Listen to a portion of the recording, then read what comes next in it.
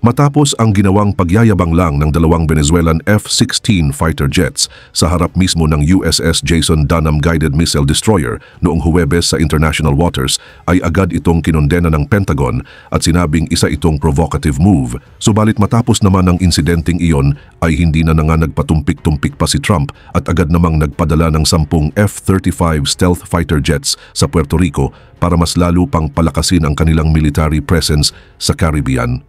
Pero bago ko simulan, ay hihingi lang sana ako ng isang like at subscribe. Malaking tulong na ito sa aming mga content creator. Salamat po.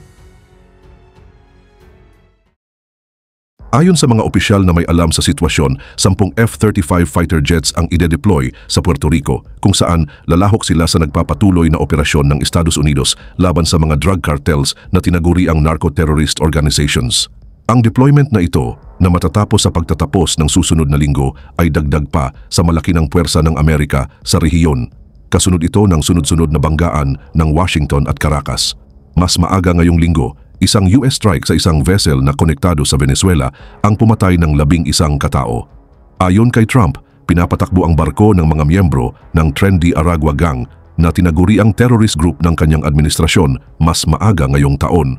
Subalit, mariing itinanggi ng Venezuela ang mga paratang at inakusahan ni Maduro ang Washington na nais ng regime change gamit ang banta ng military force. Kasabay nito, lalong uminit ang tensyon matapos tawagin ng Pentagon na provocative overflight ang ginawa ng Venezuelan F-16 sa ibabaw ng isang US Navy destroyer.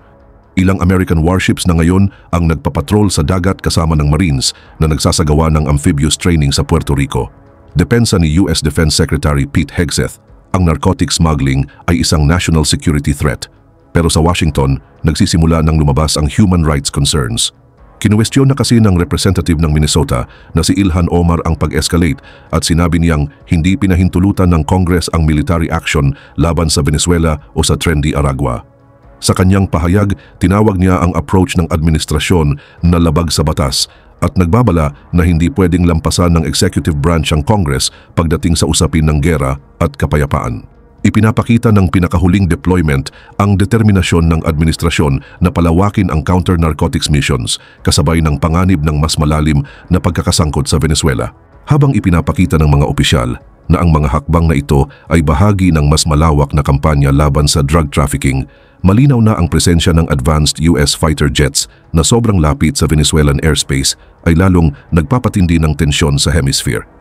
Sa Puerto Rico, isang US territory na napapalibutan ng turquoise waters at tropical coastlines, ay naglalatag ng border crackdown ang federal authorities na madalang mapabalita sa national headlines. Pinalakas ng Homeland Security Investigations o HSI ang kanilang operasyon sa isla, tinatarget ang drug trafficking, human smuggling at financial crimes na ginagamit ang kakaibang lokasyon ng Puerto Rico.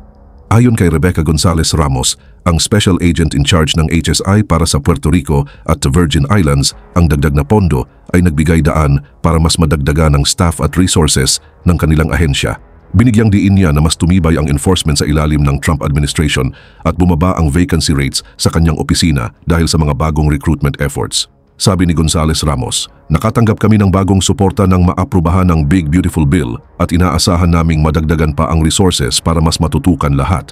Malaki ang ibinaba ng smuggling load simula nang maupo si President Trump at mas naging mahigpit kami sa immigration enforcement sa isla. Si Gonzalez Ramos ang kauna-unahang Puerto Rican woman na humawak ng pinakamataas na posisyon sa HSI sa rehiyon.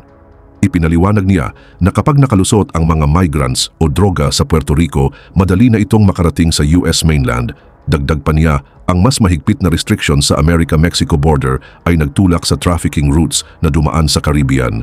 Ayon kay Gonzalez Ramos, tumaas ang presensya ng Mexican criminal organizations sa rehiyon na nagdudulot ng mas malaking pagpasok ng fentanyl sa Puerto Rico. Binigyang diin niya na ang misyon ng kanilang opisina ay protektahan ang national security sa pamamagitan ng pagkontrol sa entry at exit points at na ang papel ng federal law enforcement ay tiyakin ang kaligtasan ng United States laban sa foreign threats at organized criminal networks.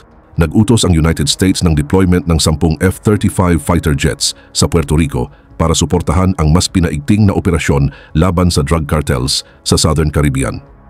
Bahagi ito ng mas malawak na kampanya laban sa drug trafficking organizations, lalo na yung mga konektado sa Venezuela. Inaasahang darating na ang mga jets, dagdag pa sa malaki ng presensya ng Amerika na binubuo ng 7 warships, isang nuclear-powered submarine at libu-libong military personnel. Ayon sa US government, ang crew ay miyembro ng Tren de Aragua Gang, isang grupong tinuring na terrorist organization ng Washington. Mas lalo pang pinapataas ng United States ang pressure kay Venezuelan President Nicolas Maduro na inaakusahan ng US officials na sangkot sa drug trafficking. Mahalaga ang papel ng Puerto Rico sa drug war ng US dahil sa strategic na lokasyon nito. Simula pa noong late 1970s, naging major transshipment point ang isla para sa cocaine at heroin mula South America papasok ng United States. Ginamit ng mga criminal groups mula Colombia, Venezuela at Dominican Republic ang unique status ng Puerto Rico para padaliin ang smuggling operations na nagdulot din ng mas mataas na local crime at karahasan. Simula 1980s, matindi na ang naging collaboration ng US at Puerto Rico kabilang ang mga operasyon gaya ng Operation Greenback para pigilan ang trafficking at money laundering. Nabuo rin ang specialized units tulad ng Puerto Rico Joint Forces of Rapid Action para mas palakasin ang interdiction efforts. Pero kahit na may ganitong mga hakbang, sumirit pa rin ang drug-related violence noong 2020 taon dulot ng gang rivalries. Hanggang ngayon, nananatiling frontline ang Puerto Rico sa anti-drug strategy ng US na may tuloy-tuloy na federal task forces, drug seizures at military deployments para pigilan ang pagpasok ng droga sa Amerika. Habang patuloy na lumalakas ang puwersa ng Amerika ay hindi rin nagpapahuli ang Venezuela na todo depensa sa kanilang teritoryo.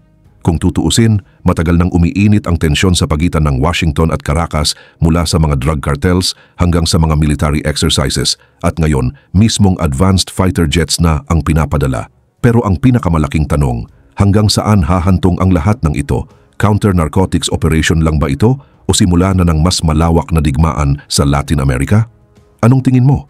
Magiging showdown ba ito ng Amerika at Venezuela o matatapos lang sa pagpapakita ng lakas at banta?